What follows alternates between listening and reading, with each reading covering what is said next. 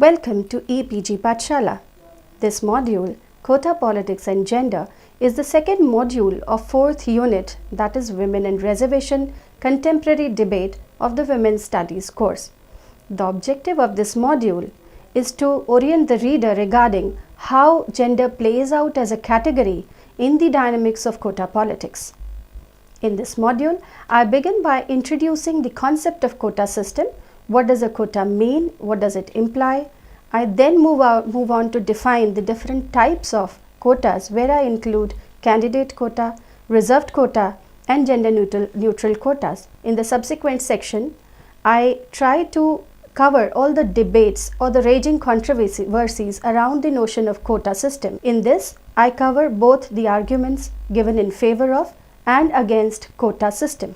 In the next section, I cover some of the theoretical issues like why 33% has been considered to be the critical mass, some other theoretical issues, and then how the implementation of quota has been a very challenging or daunting task. In the concluding section, I summarize the module. Now I shall begin by introducing what is quota system. Promoting citizenship and equality has been the central concern for all liberal democracies. The notion of positive discrimination in this sense, in the form of reservations, has been considered to have ameliorative potential. Quota is one of the kinds of positive discrimination, or one ways in which positive discrimination can be actually applied or put into practice. J.M. Nicol defines a quota as quote, numerical goal or requirement for the admission or hiring of members of specified groups within a certain time and until a certain percentage is reached. So two things are critical to this definition. One is that it has to be done within a time frame, and the second is that there has to be a certain percentage which has to be pre-decided and then it has to be reached.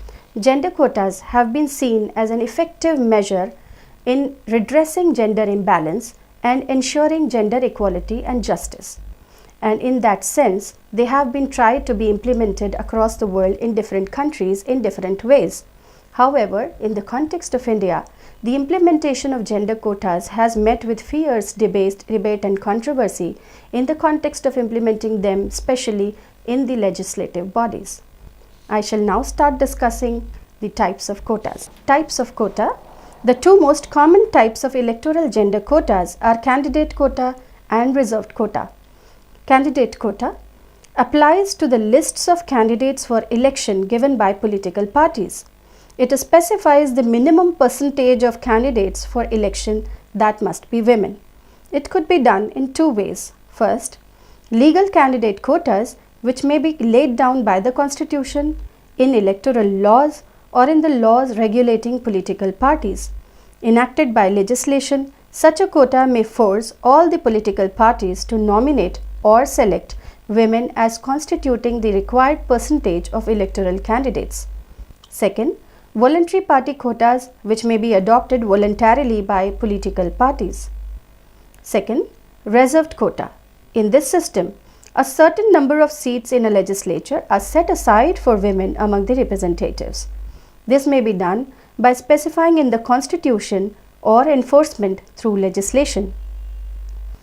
A constitutionally provided electoral quota for women is found in Nepal, the Philippines, and Uganda, among some other countries. Legislative quotas are provided in many parts of Latin America, Belgium, Bosnia, Serbia, and Sudan. Reserved seats may be filled by appointment or by election. Filling the reserved seats by election implies counting them among the electoral quotas. This is practiced in Uganda, where 56 seats are reserved for women, one woman in each district to be elected by a separate electorate. Rwanda, where 30% of the seats are reserved for women by the Constitution, where women are elected by a special procedure. And Tanzania, where 20% of the seats are reserved for women, which are allocated to the political parties in proportion to the number of parliamentary seats won in an election. Reserved seats can also be filled by appointment. Examples of such a system being practiced are such as in Kenya and some Arab states. I now come to the third kind of quotas, that are gender neutral quotas. Instead of being gender specific, as the above mentioned quota systems are, quotas can be gender neutral. Quotas for women require a minimum number or percentage of women. Gender neutral quota provisions set a minimum and maximum for both the sexes, typically no more than 60% and no less than 40% of positions for either sex. In the case of gender neutral quota provisions, the quota sets a maximum for both sexes, which quotas for women do not. In countries with a high level of female parliamentarians, such as the Scandinavian countries, gender neutral quotas have in a few cases led to men moving up on the lists in order to fulfill the quota provisions. Gender neutral quota rules are sometimes used as a strategic choice in order to refute the arguments of opponents of quotas that they are discriminatory against men. Let us now try to look into the debate on the issue of quota. The arguments given in defense of gender quotas. Anne Phillips has divided the arguments relating to proportion of women elected into 4 groups. First, those who dwell on the role model successful women politicians offer. Second, those that appeal to principles of justice between the sexes. Third, those that identify particular interests of women that would be otherwise overlooked. And fourth, those that stress women's different relationship to politics and the way their presence will enhance the quality of political life. The following arguments have been made in favor of quotas for women, largely falling within Phillips' 4 groups of arguments. A. It has been argued that institutionalized inequalities require institutionalized countermeasures. B. The question of women's underrepresentation in legislative bodies is also cited as one of the causes why gender quotas are considered to be necessary. As Kumud Sharma writes, the number of women parliamentarians has never exceeded more than 7%. The protagonists of reservation for women argue that the male-dominated political system refuses to provide space for women, and reservations of seats will help in creating political space for women and will also lead to the social mobilization of women. Women are arguing for parity and not charity and see reservation as a vehicle for social justice. C. It has been argued that only women can speak on behalf of women, expressing their wishes and concerns and the diversity of their views. Women as representatives is thus expected to bring women's issues and perspectives into focus within the political space and affect decision making positively for women. D. It is contended that fewer the women in public life, the lesser the likelihood of distinctively female values, priorities, and characteristics finding expression. Hence, women's involvement in political process and decision making in greater numbers can make a significant difference. A faith in women's moral superiority in providing clean politics is expressed in this contention. Several arguments have been leveled against the gender quotas. A. Firstly, those arguing against gender quotas called it inherently undemocratic and against the principle of inequality. B. As Dhanda has pointed out, it, that is gender quotas, raises troubling doubts about what it means to be represented. There have been doubts regarding whether the quotas would sufficiently ensure women's issues to be taken up, whether the women representatives would be able to and willing to voice out women's concerns in the parliament. C. It has been argued that gender quotas do not take into account the differences between women. In the Indian context, this argument has been extended to the demand for quotas within quotas or subquotas. There have been doubts regarding the efficacy of such an intervention without necessary structural changes in the society. Singh has commented, quote, "To try and push reforms without necessary social support is mere adventurism, mere symbolism. The damaging impact of ill-thought intervention, even if the intention is noble, is no less serious than inaction and paralysis." Unquote. E. Questions have been raised against reservation as to whether an increase in numerical strength of women in the political process and decision-making bodies automatically leads to a qualitative shift in power, and whether women on balance pay greater attention to the concerns of women more than male politicians. Problems of tokenism, visibility, marginality, etc. are often discussed in referring to women as a minority operating within a largely male domain. Women's rights and responsibilities to participate equally in political life should not, however, be treated as a minority issue. The political space must belong to all citizens, women and men. F. There have been doubts about the caliber of women parliamentarians who might benefit from a quota without having any work to show for it. G. There are doubts that gender quotas will lead to women being entrapped in divisive politics, where women will be pitched against women. Next, some have even referred to the problem of ghettoization of women's issues. Even those like Kishwar, who are in favor of increasing women's political participation, raise technical questions regarding the suggested procedures for instituting gender quota in legislative bodies.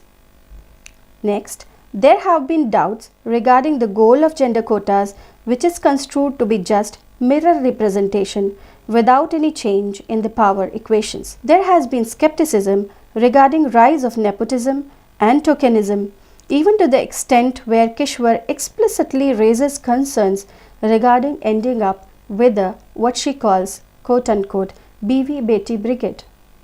Even in the case of women representatives in local bodies, many of them have been labeled as proxy women, where their husbands may act as stand-ins for them, so much so that they can take decisions on their behalf. Lastly, it has been alleged that the bid to introduce the Women's Reservation Bill on gender quotas is an upper caste ploy to stem the rising tide of lower caste men in legislative bodies.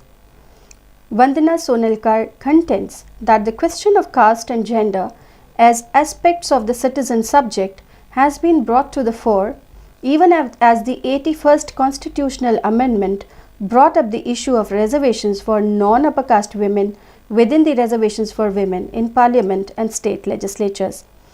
Vasanthi Raman also writes, quote, "In a plural society like ours, the political system has to ensure a modicum of equality between all the groups and communities if history's longest oppression is to be seriously tackled. This would imply that the struggle for gender justice and equality will have to be woven into the struggle for emancipation of each of the oppressed groups and communities." Unquote.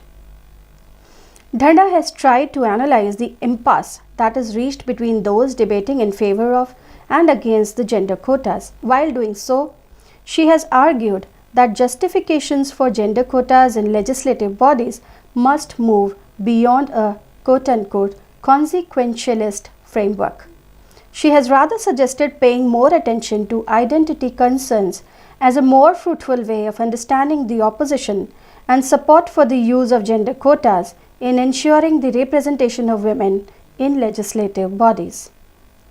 Let us now discuss some other significant issues. Besides the above arguments for and against quotas, there have been other discussions and debates on the issues related to quota for women. These range from the discussions on the determination of 33% as the critical mass to theoretical issues and challenges in the implementation of quotas. Why 33%? The critical mass theory. The Women's Reservation Bill seeks to reserve 33% of the seats for women in the lower house of the parliament and the state legislatures based on the critical mass theory. The theory stems from the seminal works of Cantor and Dallerup. In a study of an American corporation with culturally diverse population, she found that the numerically many, the dominants, control the group's culture, while the numerically fewer, whom she calls the tokens, are reduced to symbolic representatives of their social category. Taking Cantor's work further to women in politics, Dallerup argued that minorities in proportion ranging between 15 to 40 are strong enough to begin to influence the culture of the group. The notion of the critical mass is borrowed from physics, which refers to the quantity needed to start an irreversible process. Dallerup studied the Scandinavian parliament, taking 30% as the critical mass for a minority to be able to make difference. The Scandinavian parliament had around one-third of its seats occupied by women at the time of this study. In 1990, the United Nations Economic and Social Council endorsed the implementation of measures to reach the target of 30% women in national legislatures by 1995. However, there have been questions on the magic number of 33% by some scholars. Madhu Kishwar points out that reservations to the SCs and STs in India was determined on the basis of their proportion in the overall population. Extending the same logic to reservations for women would imply extending 49% reservation to women, unquote. Let us now come to some other theoretical issues. The discussion on quotas includes discussions on some important theoretical issues. As Dallerup points out, quote, quotas represent a change in public equality policy from equal opportunities to equality of results, unquote. However, there are more theoretical questions regarding the concept of representation itself.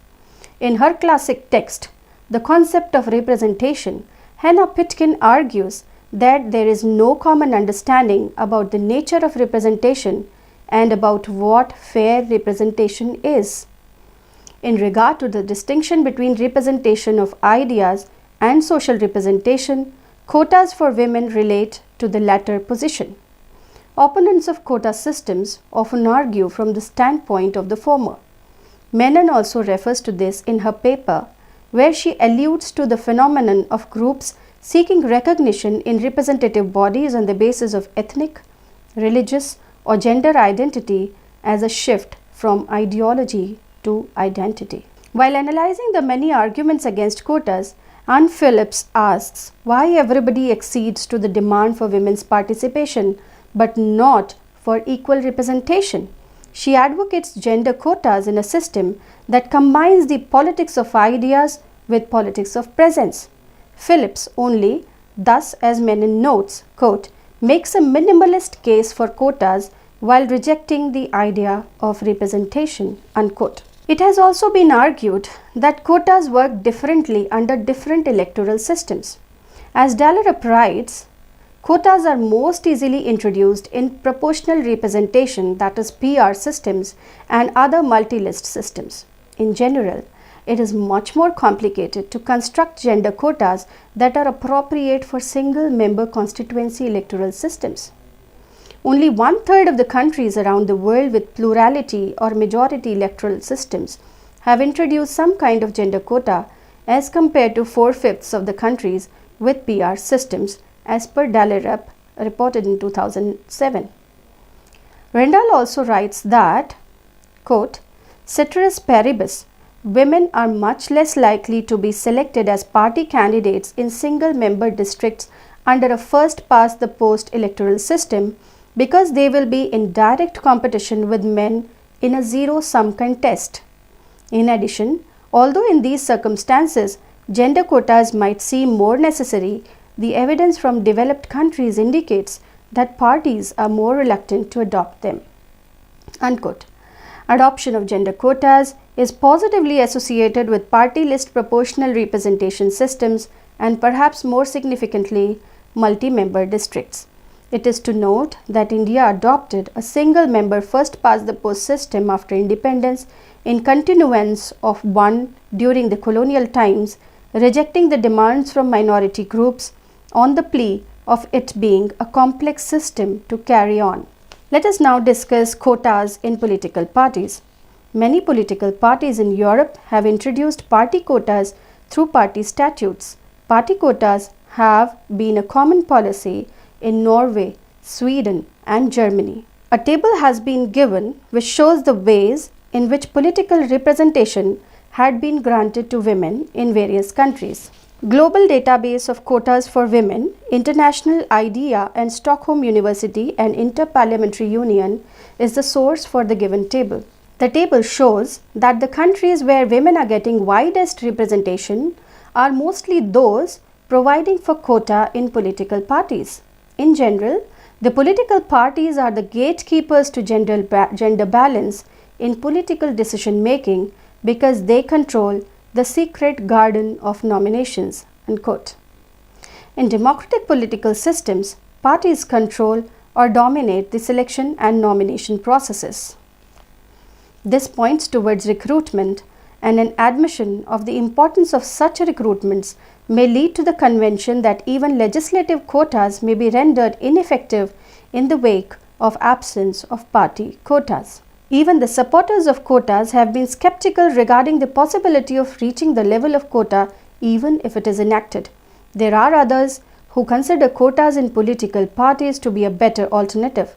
However, the reluctance of political parties to accept or implement party quotas offers a big hurdle in this. In India, only a very few of the political parties have tried to increase the number of women in party organizations. This may have to do with the tacit acceptance of the fact that the political climate of the country renders it difficult for women to enter and survive in politics. Menon refers to a proposal made by the Election Commission whereby all political parties should mutually agree on the percentage of seats where they will mandatorily field women candidates in parliamentary and assembly elections. This was, however, construed to be a compromise formula by the left parties that will only ensure tickets for women and not guarantee their victory. Menon says that such a move should be a self-regulatory move instead of being a kind of policing by the Election Commission. Gail Ombet also, while supporting the proposal of parties reserving a proportion of their tickets for women, does not talk about any role of Election Commission in it. Kishwar, while proposing the Alternative Women's Reservation Bill, that is AWRB, also proposes enacting of a law to make it mandatory for all political parties to nominate women candidates in election in 1/3 of the constituencies. This should be done also in the case of seats reserved for SCs and STs. The implementation of gender quotas, there have also been debates about whether quotas may work for women or they have to be made to work for women. This points towards implementation issues which may render quotas useless. To summarize, a quota is a numerical goal or a requirement for hiring or admission of members of specified groups within a certain time and until a certain percentage is reached. That is how G.M. Nichol has described a quota. A quota is also seen as one of the ways in which positive discrimination can be actually put into practice in societies where inequality has been institutionalized through social structures in the past. The quota system has its own dynamics, and the present module tried to describe how gender actually plays as a category in the dynamics of gender politics. In spite of controversies, gender quotas have been largely seen as an effective way of redressing gender imbalance and ensuring gender equality and justice. Several countries have adopted various kinds of gender quotas. In this module, we have also discussed what are the different types of quotas, which include candidate quota, reserved quota, and gender-neutral quotas. We have also seen that in different countries, gender quotas have been incorporated in different ways, like reserving seats, reserving tickets in political parties to other forms of. Besides, arguments have been leveled against and also in favor of gender quotas. However, in the context of India, the demand for gender quotas in legislative bodies, including the parliament and the state legislatures, has been severely criticized, and the Women's Reservation Bill has faced multiple derailments. Thank you.